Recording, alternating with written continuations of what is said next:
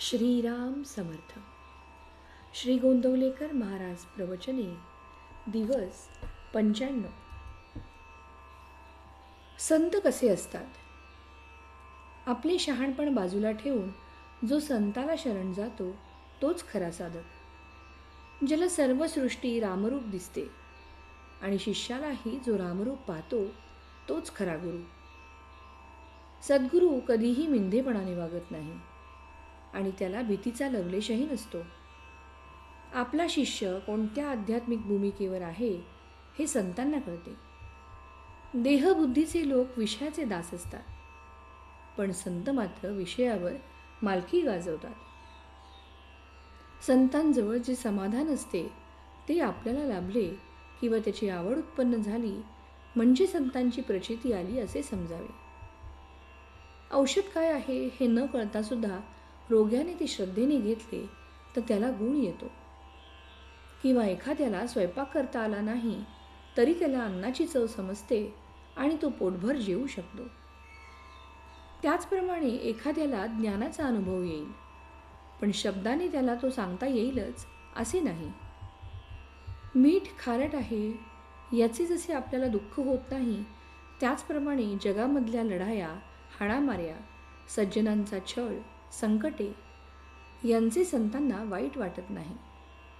वाईट वाटत नाही याचा अर्थ ते त्यांना आवडते असा मात्र मुळीच नव्हे.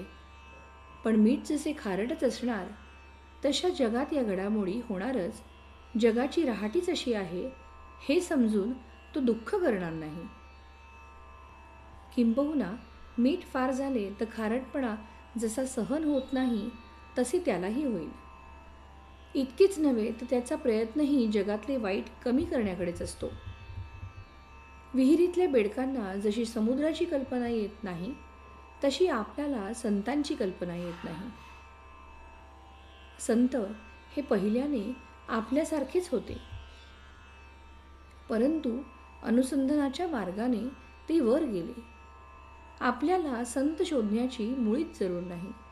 आपली इच्छा बलवत्तर असेल तर संतच आपला शोध करीत आपल्याकडे चालत येतील. आपली भावना अशी आहे, इकडे संतांचे लक्ष असते. संत हा गुप्त पोलिसासारखा आहे.